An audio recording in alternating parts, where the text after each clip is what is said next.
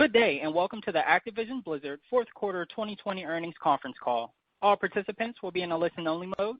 Should you need assistance, please signal a conference specialist by pressing the star key followed by 0. After today's presentation, there will be an opportunity to ask questions. To ask a question, you may press star then 1 on your touch-tone phone. And to withdraw your question, please press star then 2. Please note this event is being recorded. I would now like to turn the conference over to Chris Hickey, Senior Vice President of Investor Relations. Please go ahead, sir. Good afternoon, and thank you for joining us today for Activision Blizzard's fourth quarter 2020 conference call. With us are Bobby Kotick, CEO, Daniel Alegre, President and COO, and Dennis Durkin, CFO. And for Q&A, Rob Kostich, President of Activision, J. Allen Brack, President of Blizzard Entertainment, and Humam Sakhnini, President of King, will also join us. I would like to remind everyone during this call, we will be making statements that are not historical facts. The forward-looking statements in this presentation are based on information available to the company as of the date of this presentation, and while we believe them to be true, they ultimately may prove to be incorrect. A number of factors could cause the company's actual future results and other future circumstances to differ materially from those expressed in any forward-looking statements. These include the impact of the COVID-19 pandemic, the risk factors discussed in our SEC filings, including our 2019 annual report on Form 10-K, our third quarter 2020 10-Q, and those on the slide that is shown. The company undertakes no obligation to release publicly any revisions to any forward-looking statements to reflect events or circumstances after today, February the 4th, 2021. We will present both GAAP and non-GAAP financial measures during this call.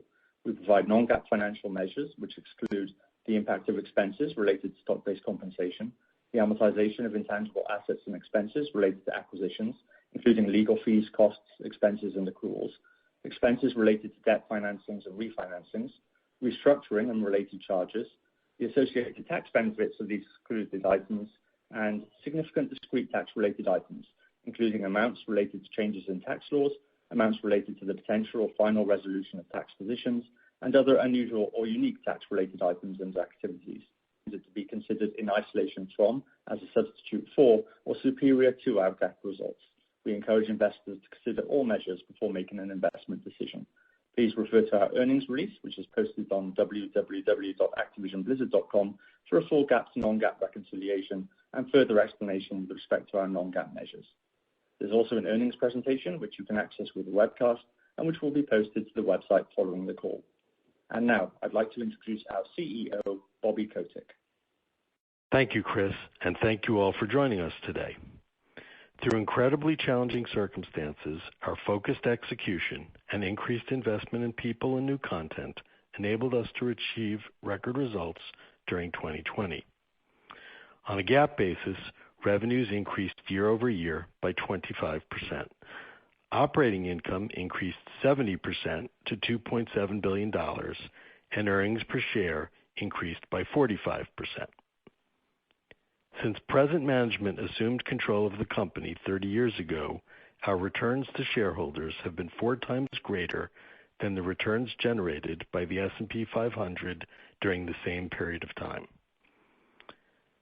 Our shareholders had the benefit of our strong financial performance in 2020, and our 400 million players had the benefit of the connection and joy our games delivered each and every day.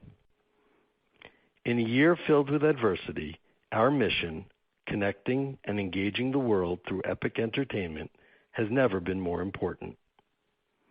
I'm incredibly proud of our employees and the way they responded with resilience, compassion, and dedication to support each other and our communities. And with almost 400 million players in 190 countries, our games welcome some of the most diverse audiences in the world. We have long understood that we simply cannot create broad appeal entertainment without diverse views, voices, and talents. To that end, we continue to invest in initiatives to identify and develop emerging leaders and exceptional talent, both within our company and throughout our industry and other sectors. Our company and our employees remain committed to the communities in which we operate. One important example of our community commitment is the Call of Duty Endowment. Our efforts to place veterans in high-quality jobs provide our company, as well as thousands of other employers, with the most dedicated, ambitious, disciplined, and hardworking talent. We resolutely believe the heroes who serve their countries to protect freedom and liberty deserve special opportunities as a result of their service. With unemployment rates skyrocketing, we still managed to achieve our most successful year ever, placing over 15,000 veterans into high-quality jobs in 2020. Of those we helped place last year, 21% were women and 28% were black. Metrics in which we take great pride, considering that women veterans and black veterans compose just 10% and 12% respectively of the U.S. veteran community.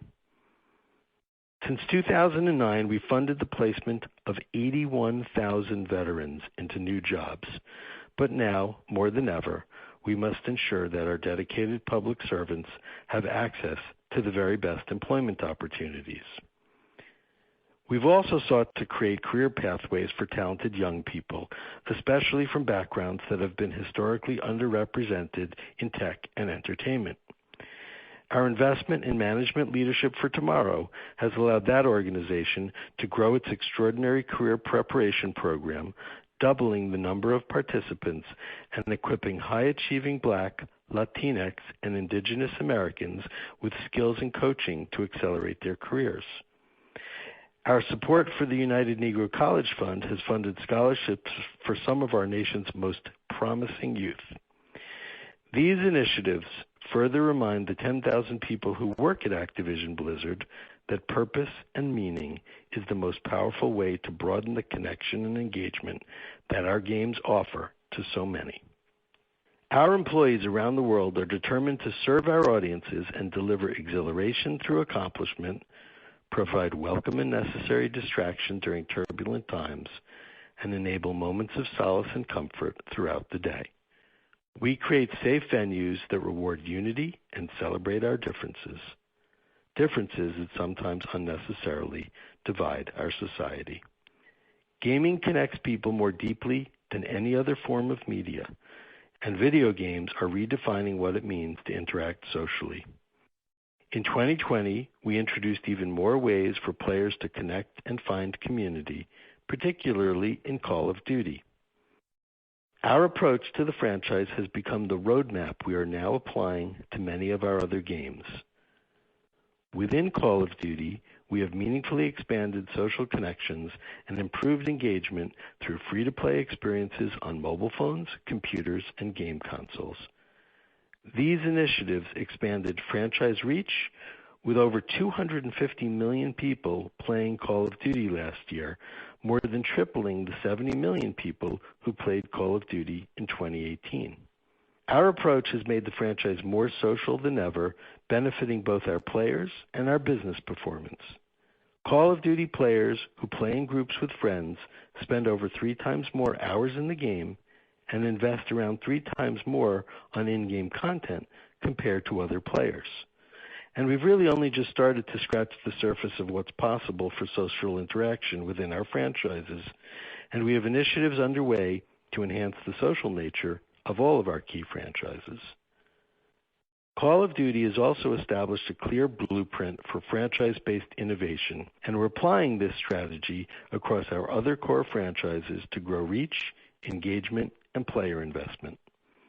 As I mentioned, we had roughly 400 million monthly active players in 2020, and we're accelerating our path to reach 1 billion players as we apply the Call of Duty framework across our other wholly owned franchises. Of course, we always begin the process with inspiration and creativity. We then offer great gameplay through free-to-play access to all consumers, availability on mobile phones, and continuous regular delivery of in-game content and premium content.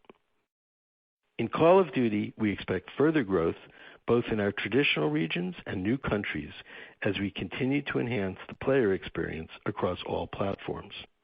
In the Diablo franchise, Diablo Immortal, our upcoming free-to-play mobile title, was extremely well received during its recent regional testing. and this has set the stage for the franchise to meaningfully expand its global reach. In addition to launching new Diablo content this year, our highly anticipated Diablo 4 is on the horizon. As we execute on our Diablo pipeline, we expect the franchise to contribute meaningfully to our reach, engagement, and player investment growth in the coming quarters and years ahead. In our Warcraft franchise, we intend to deliver more frequent premium content to sustain and expand the World of Warcraft community. And we've made multiple mobile free-to-play Warcraft experiences, and they're now in advanced development based on our franchise's beloved IP. This will create opportunities for both existing players and new fans to experience the Warcraft universe in entirely new ways.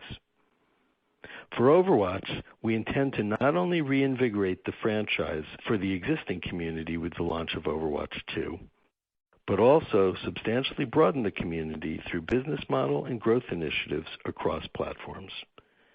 And in Candy Crush, which more than 500 million people have already played since launch, we have a clear opportunity to continue winning back players as we execute against a pipeline of social and competitive features that current, lapsed, and future players will find compelling.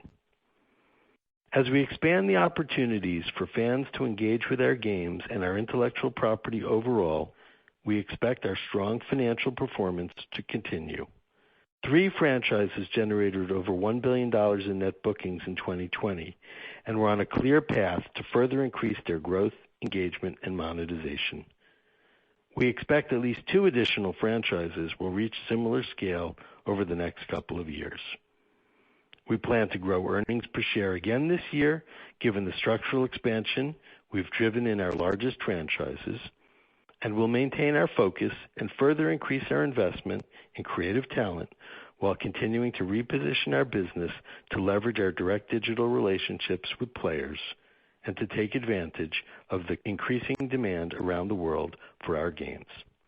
And 2022 should see even more significant growth given our planned release of new content across multiple platforms. We're confident that executing against our plans will allow us to realize the full potential of our portfolio of fully owned intellectual property and deliver superior shareholder returns as we have for 3 decades. Of course, none of this would be achievable without the unwavering commitment of our employees and our players around the world. And of course, thank you to our shareholders for your ongoing support. Daniel will now review the highlights of our record year with you. Thank you, Bobby. Activision Blizzard delivered better than expected results for the fourth quarter and for the fiscal year, and we are entering 2021 with momentum across our largest franchises. Throughout 2020, we continued executing on fundamental changes to our core franchises, investing in development resources and doubling down on content delivery. We saw early returns from our initiatives to transform our largest franchises through compelling premium content, more robust in-game operations, expanding to mobile, and ramping new engagement models, including advertising, and especially expanding free-to-play opportunities to attract new players. In Call of Duty, our new approach to player engagement and investment through adding free-to-play Warzone and mobile entry points have meaningfully expanded the ways in which players can interact with the franchise. And this is only adding to our premium proposition, creating highly differentiated ecosystem with consistent and immersive seasonal content across mobile, console, and PC. If you look back at the reach for the franchise since we embarked on this new direction, we have seen monthly active users grow from approximately 40 million in 2018 to over 100 million in 2020, and we see more opportunities to grow the user base. In World of Warcraft, the introduction of the classic game drove substantial growth in reach and engagement between expansions for the modern game, and we have built on this momentum with the Shadowlands expansion, which has seen a tremendous response. We have multiple initiatives underway to ensure players can continue to experience the magic of Warcraft on a more consistent basis and on more platforms than ever before. And in Candy Crush, our investments to expand the payer base while keeping players engaged with continually updated content have led to double-digit year-over-year growth in net bookings in the fourth quarter, and we finished the year with the strongest performance since we acquired King. Throughout 2020, we also continued to invest in building our direct digital relationship with players, including through Battle.net, the entry point for tens of millions of players on PC to access our games each month. Since inception, over 400 million accounts worldwide have been created with multiple forms of payment. Our record results illustrate our opportunity to drive step changes in the reach, engagement, and player investment of our franchises. While our businesses benefited from industry tailwinds in 2020, much of our growth was driven by strong product and commercial execution.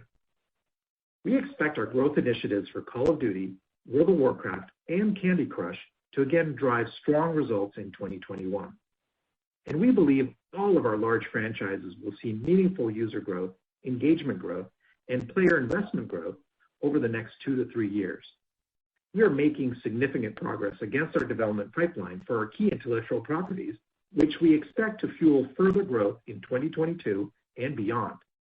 We have more new content being created than at any time in our history, and we expect our content-related investment in 2021 to be almost 40% higher than in 2019. As we adapt the Call of Duty model, creating free-to-play entry points across new platforms and geographies, increasing social functionality and frequency of content delivery, as well as improving player investment opportunities, we are very confident we can continue to grow at an accelerated pace. Now let's review our Q4 and full year operational highlights, and then we will provide more insight into our future plans. At Activision, 2020 was an extraordinary year for reach, engagement, and player investment in our Call of Duty franchise.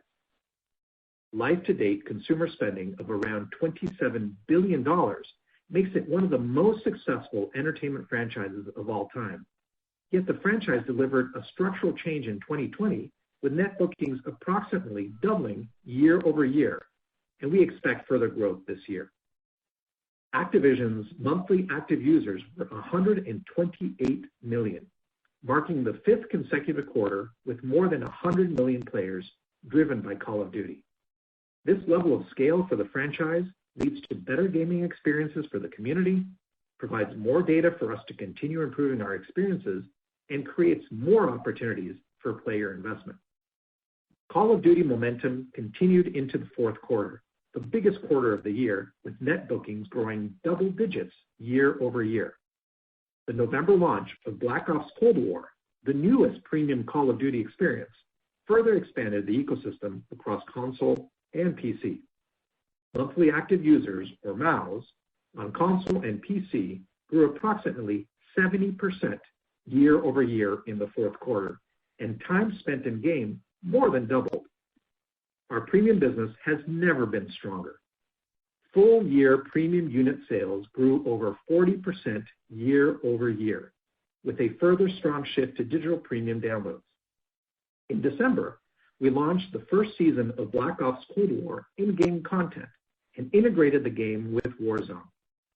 This drove strong acceleration in premium sales, with units growing sharply year over year in December and January, again demonstrating the power of our free-to-play experience in driving demand for our premium content. And in-game player investment also continues to have momentum. In-game net bookings on console and PC grew more than 50% year over year in the fourth quarter. And the first season of Black Ops and Warzone content that is still underway has seen the highest number of battle passes consumed since we introduced the investable season content pass in late 2019. Call of Duty Mobile delivered its best quarter yet, with strong double-digit growth in net bookings year over year. As we increase developer resources for mobile, the expanded team has continued to enhance gameplay and deliver even more compelling seasonal content for players. This increased capacity on the mobile title is clearly paying off, with monthly payers in the West reaching the highest level yet in Q4, with average spend per payer increasing strongly year over year. And in late December, Call of Duty Mobile also launched in China, bringing the franchise to the largest mobile audience in the world. The game quickly reached the top of the download charts with over 50 million installs to date, once again illustrating the global appeal of the franchise and setting the foundation for a meaningful contribution in 2021. The Call of Duty League will kick off its second season next weekend. Fans will get to enjoy even more large-scale competitive play this season as its 12 city-based teams compete in a new tournament-style format in the Black Ops Cold War era. Call of Duty is entering 2021 with the largest player community it has ever had to start a year. And with a compelling pipeline of live operations and seasonal content across PC, console, and mobile, and now mobile momentum in China, our focus will be to continue to expand the reach of our franchise while sustaining deep engagement for existing players. Now turning to Blizzard.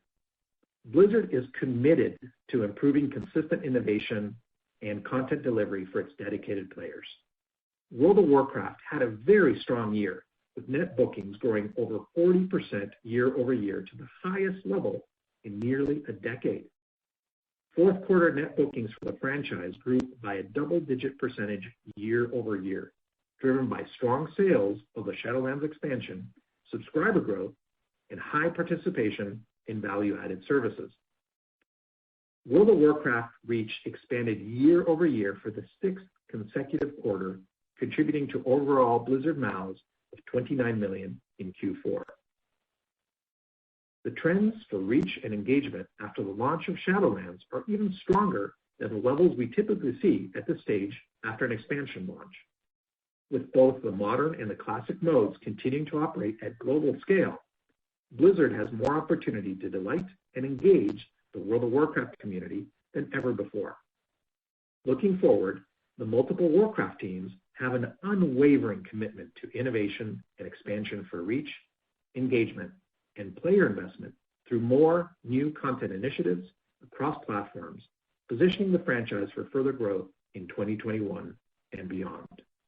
The Overwatch franchise continues to engage its community with in-game content and to celebrate its players in the Overwatch League, where teams are preparing for the start of the 2021 season in April.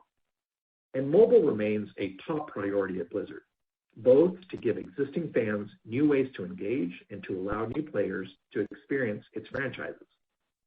Diablo Immortal concluded its first stage of regional testing with very positive player feedback, a lot of excitement about the depth and authenticity of this latest Diablo experience, and strong engagement metrics. We look forward to getting the game in the hands of more players in further regional testing ahead of a launch planned for later this year. And the Blizzard team is looking forward to channeling the spirit of BlizzCon to engage and celebrate the community once again at BlizzConline on February 19th and 20th, where they will share more about the plans for the franchises. At King, the business concluded its best full-year performance since the acquisition. In-game net bookings grew by a double-digit percentage year over year in the fourth quarter, with growth accelerating relative to Q3. MAUs were 240 million in Q4, and payer numbers continued on a positive year-over-year trajectory following the team's initiatives to broaden the payer base. Within the Candy Crush franchise, players responded particularly positively to new features, choosing to invest more deeply in their experience and driving strong growth in in-game spend per player. Candy Crush was once again the top grossing franchise in the U.S. app stores, and the combination of a broader payer base and strong execution in live operations means the franchise is entering 2021 with strong momentum. Elsewhere in the King portfolio, Farm Heroes and Bubble Witch again grew quarterly net bookings year over year, driven by strong execution across live operation and seasonal events. King also delivered significant year-over-year growth in advertising, with net bookings in both the direct and partner sale channels growing sharply. For the full year, advertising revenues grew nearly 50% year over year. As the team continues to invest in the direct sales channel, tech infrastructure, and further product innovation, we expect the advertising business to deliver another strong year in 2021. King will add to its portfolio this quarter with the launch of Crash Bandicoot on the Run next month. The launch of Crash on mobile is a great example of how we are leveraging our strength across business units and the global appeal of our own IP. And we look forward to introducing fans to an entirely new Crash experience on the mobile platform. 2020 was a fantastic year for the King business, in which the team accelerated content delivery for its live franchises, introducing more new features and engaging seasonal content to drive broader and deeper player investment across the network. And this year, King will build on its strong execution as it delivers against a large pipeline of product innovation, including new social and competitive features, positioning the business for ongoing growth in 2021 and beyond. Across the business, focus and execution on our largest franchises delivered another strong quarter and our most successful year. This performance represents a base from which we intend to build, and as you will hear from Dennis, we expect another strong year in 2021, driven by momentum and ongoing execution across our largest franchises. We are also making clear progress in our other initiatives to expand the scale of the other key franchises in our portfolio, which are set to drive further growth next year and beyond. At Blizzard in particular, our teams are hard at work on Diablo IV, Overwatch 2, and multiple mobile titles. We have further bolstered headcount on key franchises, supporting the team's plans to follow these ambitious titles with compelling content that sustains Blizzard's communities over the long term. The pipeline is progressing really well, and we anticipate that 2022 will be a great year for Blizzard. To achieve these plans, we will continue to invest in growing creative talent across our key franchises, funding this through efficiencies as we continue to better leverage the talent, expertise, and scale of our business units. We will also continue to invest in our Battle.net platform and ensure that we are leveraging the direct digital relationship we enjoy with our players to efficiently maximize the reach of our new content. We believe we're only at the beginning of unlocking the full potential of our portfolio and expect another step change in financial performance in 2022 as we execute against our pipeline. Dennis will now share the detailed results of our fourth quarter and specifics for our outlook. Dennis? Thanks, Daniel. Today, I will review our 2020 and Q4 results, as well as our outlook for 2021 and the first quarter. All growth comparisons are year over year. Unless otherwise indicated, I will be referencing non-GAAP figures. Please refer to our earnings release for full GAAP to non-GAAP reconciliations. Our full year results were substantially above our original outlook. This was a record-setting year in which successful growth initiatives for several of our key franchises saw net bookings grow 32% year over year, GAAP revenues increased 25%, operating income grew 70%, and EPS grew 45%, all reaching new highs. For the year, we generated GAAP revenues of $8.1 billion. This includes the net deferral of $333 million. Net bookings were $8.4 billion. We generated GAAP diluted EPS of $2.82 and non-GAAP EPS of $3.21. These figures include net deferrals of 26 cents. Over the fourth quarter, GAAP and non-GAAP EPS were ahead of our prior outlook, reflecting business overperformance and a lower tax rate. Now let's look at segment results. For the full year, Activision revenue grew 78%, with Call of Duty revenues approximately doubling. Operating income increased 120%, and operating margin expanded 9 percentage points to 47%. For the quarter, Activision revenue of $1.66 billion grew 16%, driven primarily by Call of Duty in-game revenues. Operating income rose 12% to $780 million, with an operating margin of 47%. Blizzard full-year revenue increased 11%, and operating income grew 49%, with a 9 percentage point expansion in operating margin. Blizzard Q4 revenue of $579 million was slightly lower year over year, as growth for World of Warcraft was offset by a decline for other titles and the absence of BlizzCon in the quarter. Operating income was $160 million, lower year over year, driven primarily by increased marketing investment and amortization of development costs behind the launch of Shadowlands. Blizzard's operating margin was 28% in the fourth quarter. For the full year, King revenue grew 7%, with operating income growing 16% and margin expanding 3 percentage points.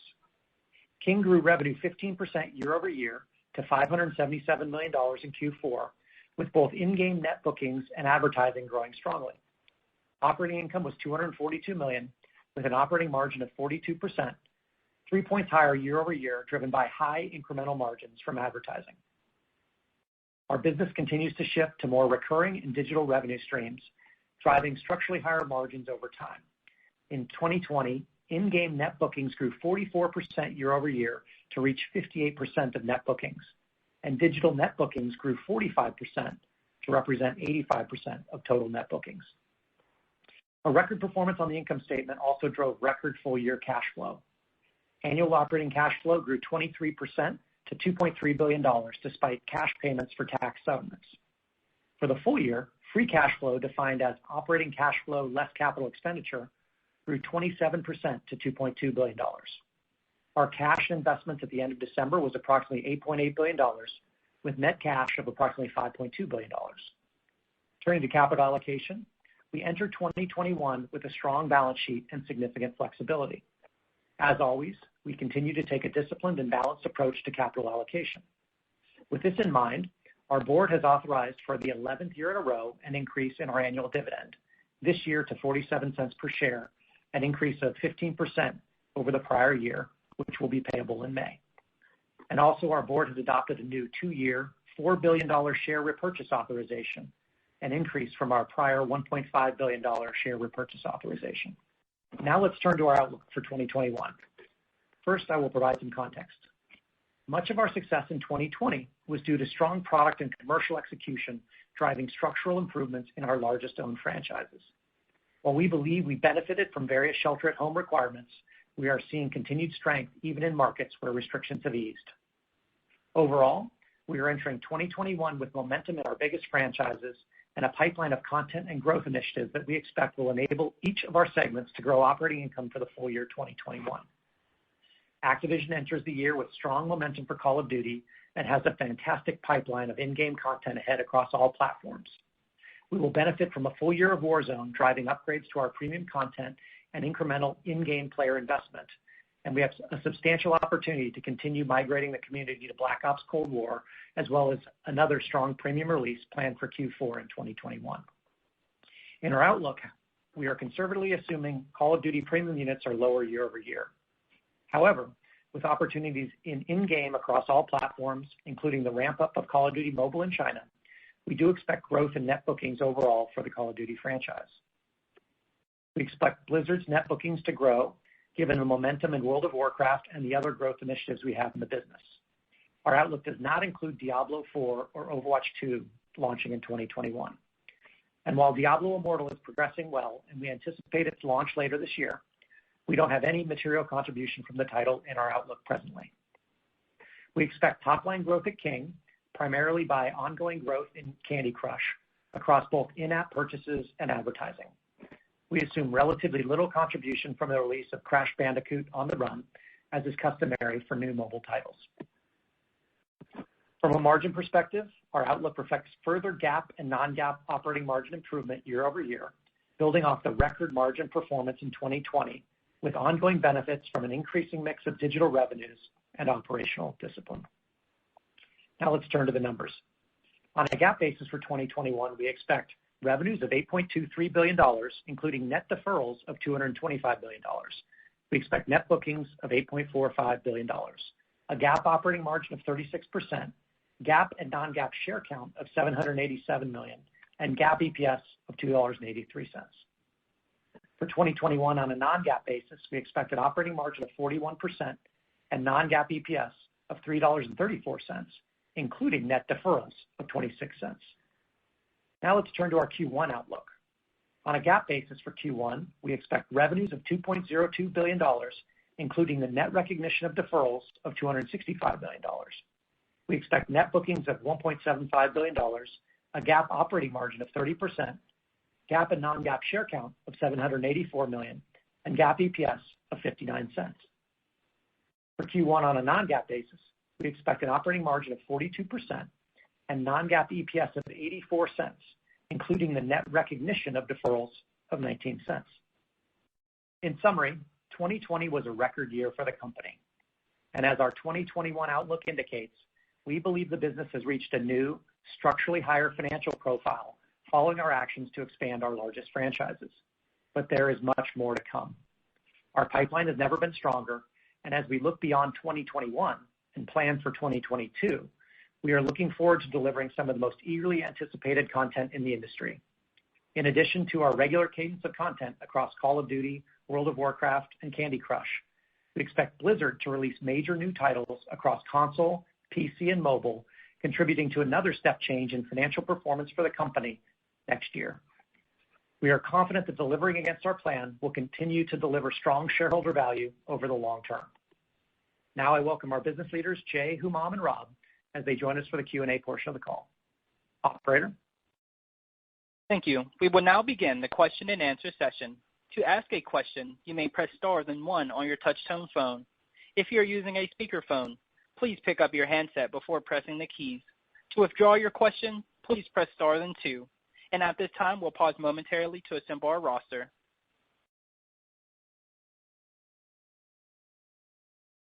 And the first question will come from Tyler Parker with KeyBanc Capital Markets. Please go ahead. Hey, thanks for the question, guys. I'd like to touch on Call of Duty first, I guess. So first off, now that you've launched a new edition of the franchise with Black Ops Cold War and integrated it into Warzone, I guess what are the learnings so far? Has it gone as expected? And then following up on that, does this reinforce your confidence maybe in the strategy going forward, or did you come away with any new ideas on how to integrate this future releases into the Warzone experience? Thanks. Hey, Tyler, it's Rob. Thanks for the question. As you mentioned, Warzone's now tightly integrated both with Black Ops Cold War and Modern Warfare, and this was a really big effort by our development teams across content, progression, in-game systems, and a lot more. And overall, as we've noted on the call, it's gone extremely well. We had historic fourth quarter engagement across our premium games in Warzone. We had record second-year sales from Modern Warfare in 2020, and also the Black Ops Cold War sales started strong, even gained momentum, in December when we launched Season 1, and the great news is we're seeing positive momentum early in this quarter as well. Now, that said, to your question, we learned a lot through this integration, and I'd say here's probably a few of the top lines. Black Ops Cold War brought a ton of content to Warzone. It had over 30 new weapons, new operators, and a lot more, and this was a massive update that required a lot of resources on our side. And having gone through this integration we now have even a greater sense for how we can make these transitions work even better and smoother for all of our players in the future. And this is really important for us because Warzone is going to be front and center for us for a long time. And on that front, I'd like to take a moment to thank our players for their constant and continuous feedback on all aspects of the game. It's something we listen to each and every day, and it's important to our process. Overall, on the content side, the community responded really well to Black Ops content. As we saw with Battle Passes, you heard those being increased and off to a record start. Our upsell was strong, and our engagement re-spiked in the fourth quarter, particularly around the Season 1 launch in December when a ton of Black Ops content came in. Now, this has only strengthened our commitment to continue to bring compelling new content to both premium and free-to-play players on a regular basis. And that said, we know our player expectations are very high for new content, and rightly so. And we want to make sure we over-deliver on that front as we move forward. I'd say another insight that became evident to us over the course of the year and in the fourth quarter is that Warzone has just become the best way for us to communicate with our fans. So in the game itself, events like the reveal of Black Ops Cold War were fun for the community. It attracted a large and engaged audience. It also had a great impact on our results. On the marketing front, year on year now, we've more than doubled the number of players who've opted into marketing from us, and that'll provide a great ongoing benefit. And additionally, we've also seen great results on conversion with our free premium trials with the free-to-play audience in Warzone. So net, having this direct relationship and dialogue with our community really puts us in a unique position relative to other forms of entertainment to communicate to really a broad audience, and also relative to many other games. So, on your last part of your question, overall, we feel really good about and very confident in our strategy going forward. Warzone will continue to be a central part of that future content planning. It's where our entire community can come together and experience the latest the franchise has to offer. And our goal remains the same. Whether you're a premium or free-to-play Call of Duty player, we want to provide everyone with incredible gameplay experiences, and we're going to continue to invest significantly across all fronts to support that effort for the community. Thank you. Great. Thanks, Todd. Operator, can we have the next question, please? The next question will come from Eric Sheridan with UBS. Please go ahead. Thanks for taking the question. I hope all is well and Happy New Year to the whole team. Can you comment maybe on how titles continue to perform in the COVID-19 environment we still find ourselves in most of the world? Maybe as a follow-up, what some of the key learnings or behaviors you think may be either permanent or transient coming out of COVID-19, and how we should think about that as hopefully we move away from the virus and back to a normalized environment as we go through 21 and into 22. Thank you so much, guys. Hi, Eric. It's Daniel Alegre, and Happy New Year, and thanks for the question.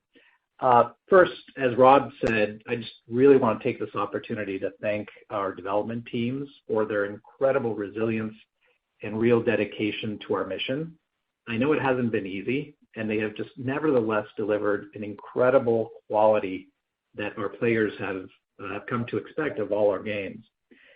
To your question, the biggest factor in how our communities have grown across our portfolio really is our focus on the execution of the new engagement models and platforms, such as with Warzone and Call of Duty that I talked about a little bit earlier. This is why I have a very strong conviction that our momentum is sustainable. We have a deep pipeline of content and initiatives within our franchises to really meet and exceed our players' expectations. Now, going to the shelter at home, we're seeing a consistent pattern in audience size and engagement that I referred to earlier.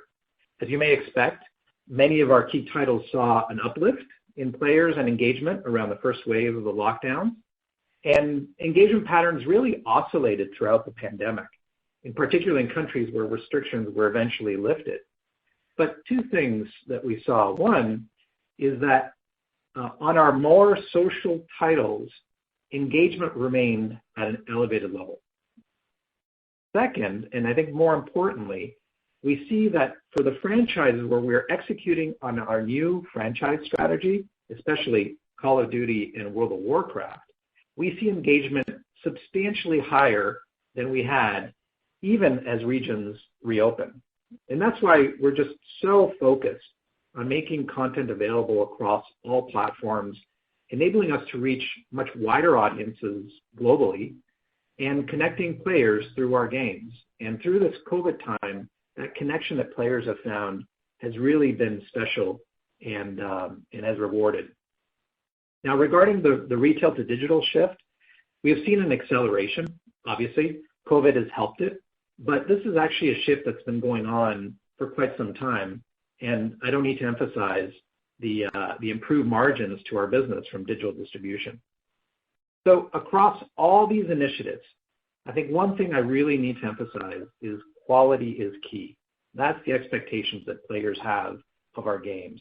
And the developer teams have executed really fantastically under very difficult circumstances. And I know this very talented team will continue to delight our players. Thanks again, Eric. Operator, can we have the next question, please? The next question will come from Kunal Maldi with Atlantic Equities. Please go ahead. Hi, congrats on the strong results. I was wondering if you could give us any more color on the puts and takes for the 2021 guidance. Is there anything to be aware of in terms of the phasing of that through the year? And then you also mentioned a step change in 2022. How should we think about sizing that? Yeah, hey, Kunal, it's Dennis here. Thanks for the question. As you can imagine, we do spend a lot of time putting together our full year plan and our long range plan as well.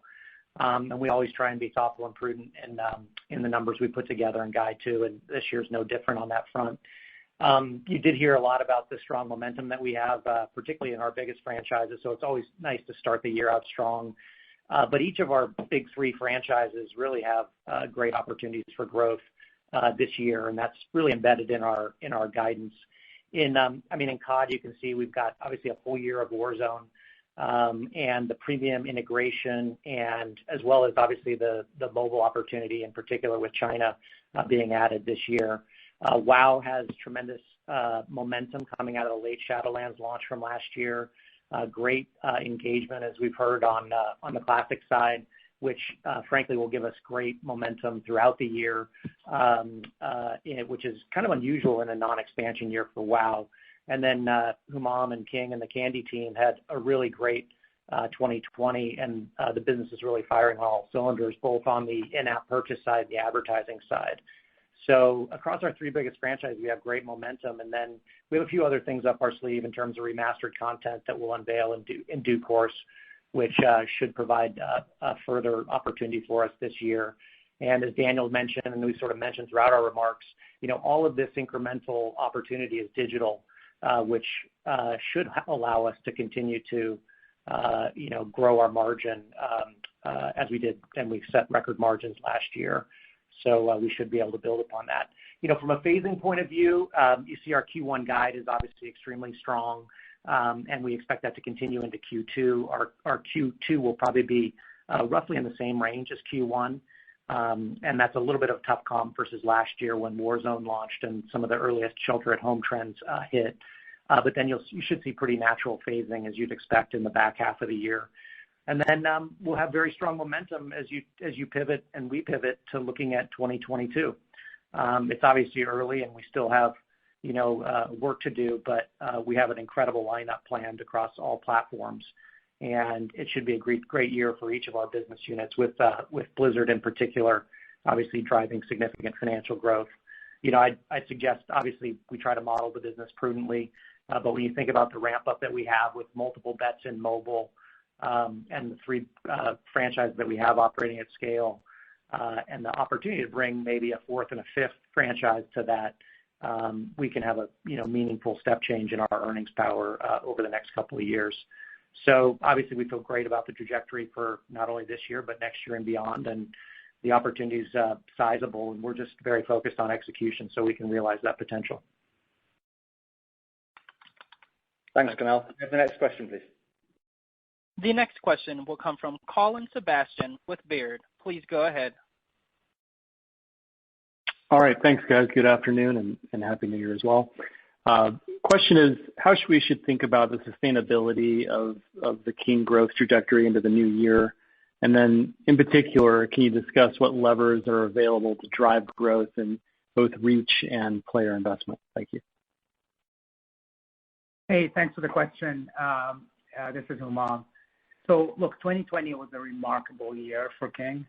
Earlier in the year, we saw the highest daily game rounds across our network ever. And then we closed the year out in real strength. So in Q4, Candy Crush Saga posted its highest revenue days, and we had the strongest quarter since 2014. And then across all of King, our revenues grew 7% sequentially and 14% year on year. So we're really pleased with the momentum and trajectory as we enter into 2021.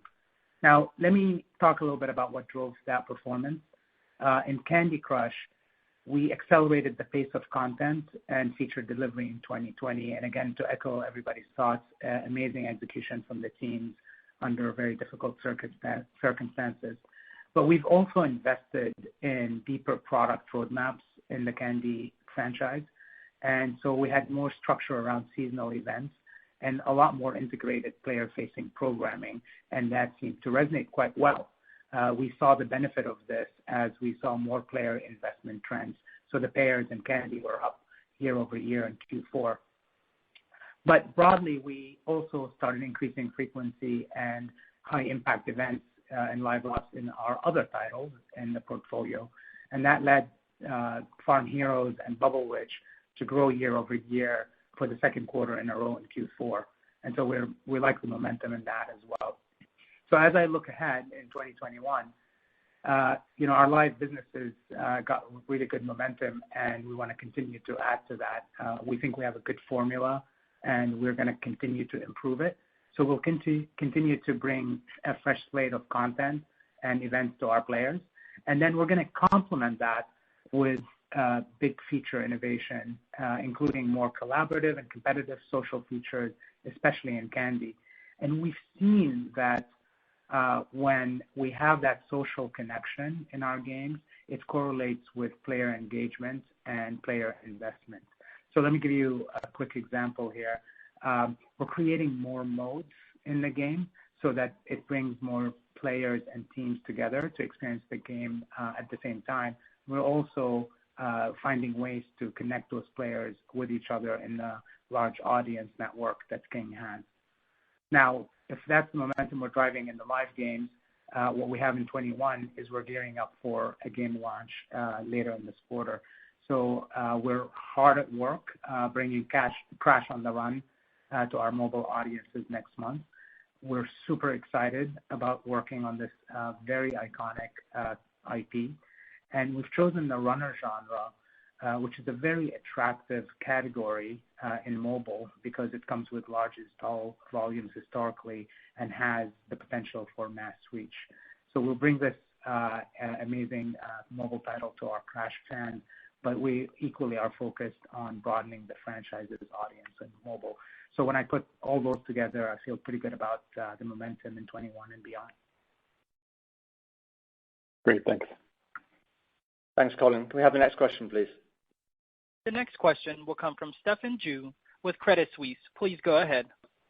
All right, thank you so much. So I think, you guys have been pretty clear on ramping up engineering talent to facilitate development of free-to-play, mobile, as well as your existing premium games. And I think in the past you've also called out the need for franchise managers to handle the business end, of customer acquisition management and monetization. So how is the availability of talent along these directions, and where do you stand in terms of either having enough or not having enough resources to do all of the things that you want to do? Thank you. Great. Thanks for the question, Stefan. This is Daniel. Maybe I'll tag team with Jay on answering your question. Since we're focusing our business a couple of years ago on our biggest IP and the biggest opportunities, we've made very great progress on expanding the development teams on these key franchises. And you're already seeing that this increased investment is delivering really strong growth, which are in our biggest three franchises, Call of Duty, World of Warcraft, and Candy. And as we look to drive the significant expansion across our other franchises, we're also continuing to invest in talent in a few key areas. One of them, and it's just a crystal clear opportunity for us, is mobile.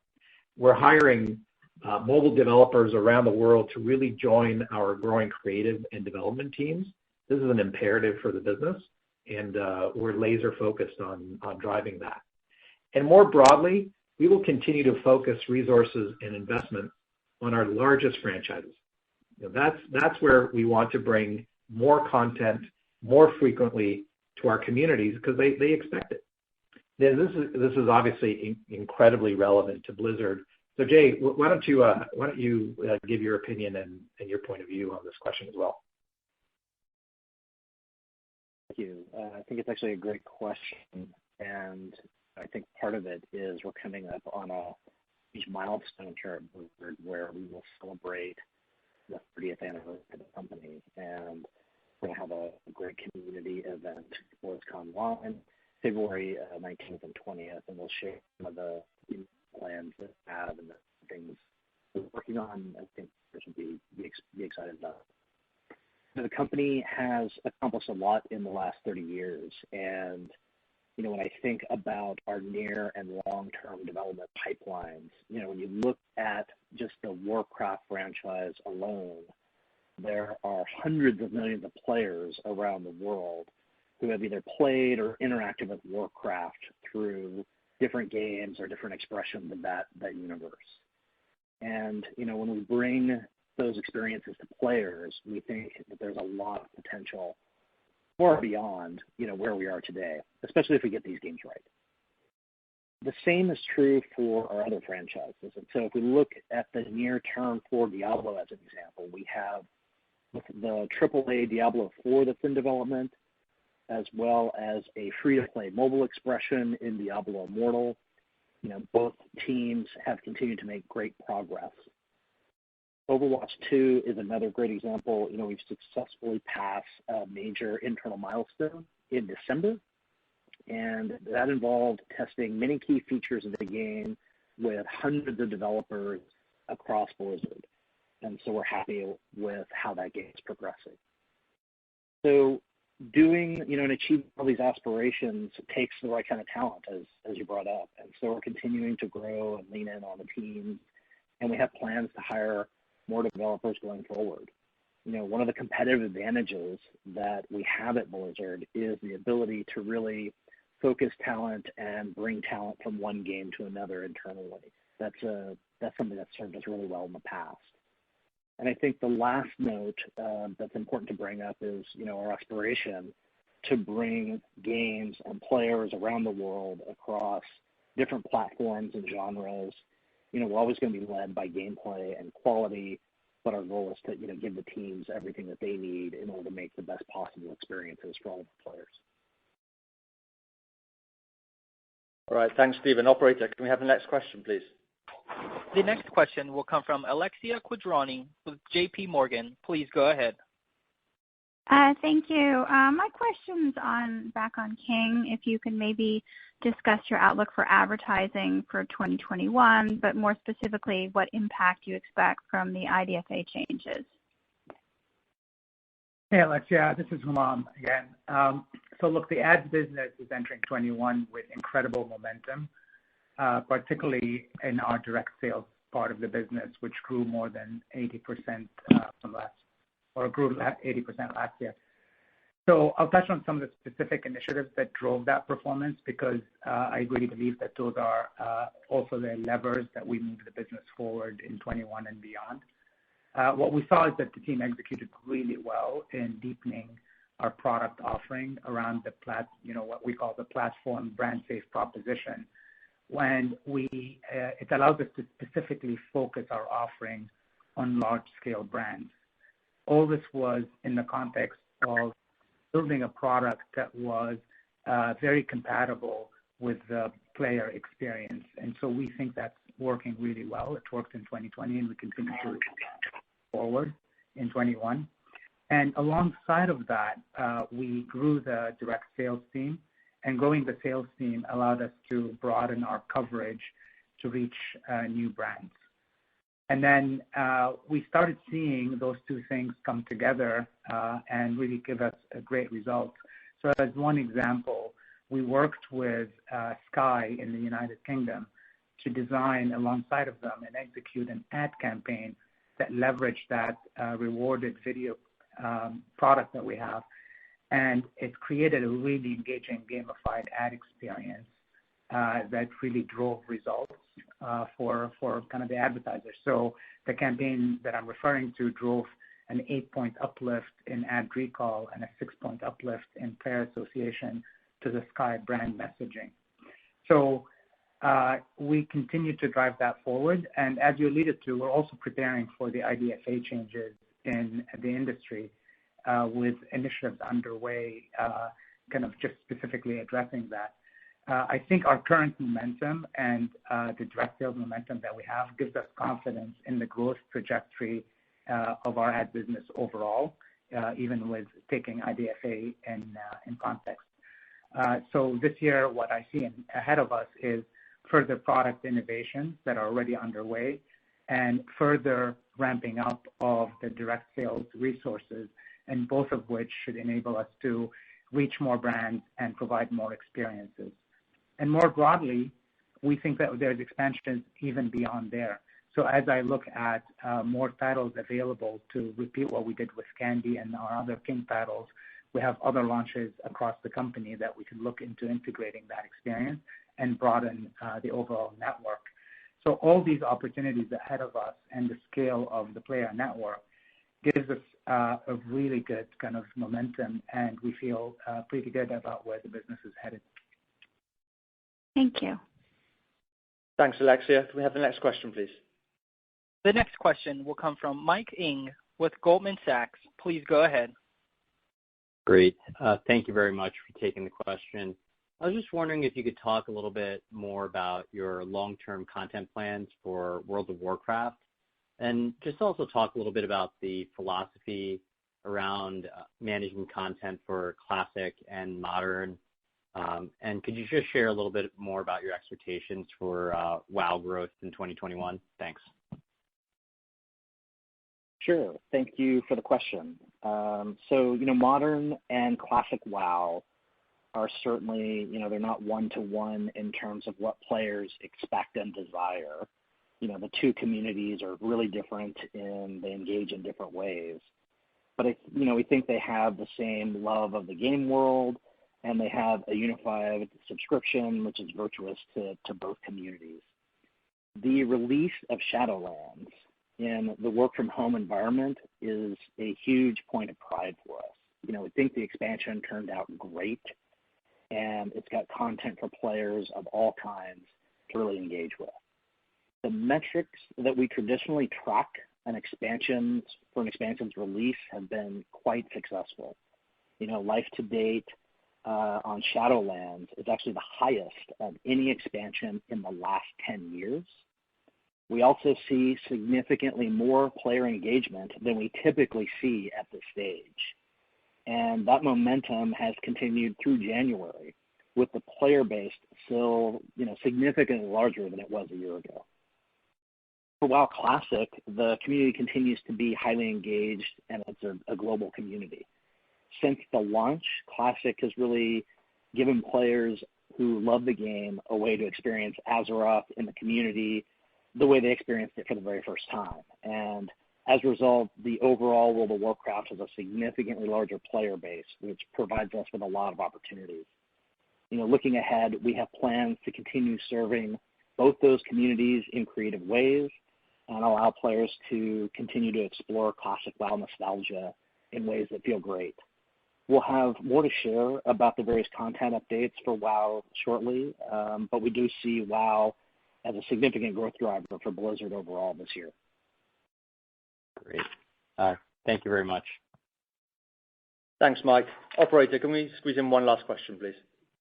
Yes. The next question will come from Brian Nowak with Morgan Stanley. Please go ahead. Hi, everyone. It's Matt on for Brian. Thanks for taking the question. Can you just provide a quick update on Call of Duty Mobile and how we should think about growth vectors to the game in its second year now, and any early thoughts on the launch in China? Thanks. Yeah, Matt, it's Rob. Thanks for the question. Look, I'd say overall we see a ton of opportunity ahead on mobile. I think it's really important for us to step back and look at the fact that Call of Duty Mobile in the West has only been live for about actually a little less than a year and a half. And in that time period, we shared this data, but we quickly scaled over 300 million downloads. And Daniel had also mentioned, in the fourth quarter, we delivered our best quarter yet. And obviously a clear sign that our team's focus on gameplay, new seasonal content, and just driving engagement overall is driving strong results for us. But this is certainly just a point in time. And when you step back and look at the biggest games in the West, they continue to scale at the 3-year mark and well beyond in many cases. So we believe we have a lot of headroom in regions around the world to grow this business. And the beauty of COD Mobile is that it allows us to reach new players in markets where console and PC may not be as well developed. And we've seen tens of millions of new players in regions like Latin America, India, and beyond, where we're seeing potential for a lot more upside. And looking ahead for this global community, of course, we're going to take our in-game seasons and content and events to another level for our community. And I also see a lot of opportunity for us at the local market level to drive local initiatives to make Call of Duty even more relevant in those local markets. And I want to go back and mention one other thing, which I think I mentioned on a previous call, which is it's really important to note that all of this right now is accretive to our overall franchise success. When we look at registered players who play both on mobile and on console or PC, these players show significantly higher engagement and player investment than other groups. And so, again, it's just proof that I think the ecosystem is working really, really well together. Now, you also asked about the recent release in China by Tencent, and it is early, right? But the game is off to a great start. We've seen tens of millions of downloads in the first month, a lot of good reception early on, and we do think this is going to be a meaningful contributor to our overall mobile results as we move forward. And as I step back, I'm just really excited about our ability to now grow our brand further on a global basis by being in such a massive, massive market. And so the way I'd sum it up is that it's been a great start on mobile, but it's just that, it's a great start. Mobile is a critical long-term growth driver for Activision, and we are definitely taking a long-term view of the platform and the opportunity. We're hiring aggressively to make sure we're well positioned to create the best possible mobile experiences for our community. And I think importantly, as we project even further out, making sure we have the ability to expand to mobile the very best of what's working in the Call of Duty ecosystem, which I think presents yet another layer of opportunity for us in the years ahead. Thanks for the question. All right. Thank you, everyone. We really appreciate your interest and participation today, and we look forward to hopefully seeing you either at BlizzCon online in a few weeks or in-game somewhere. Thanks, and have a great day. The conference has now concluded. Thank you for attending today's presentation. You may now disconnect.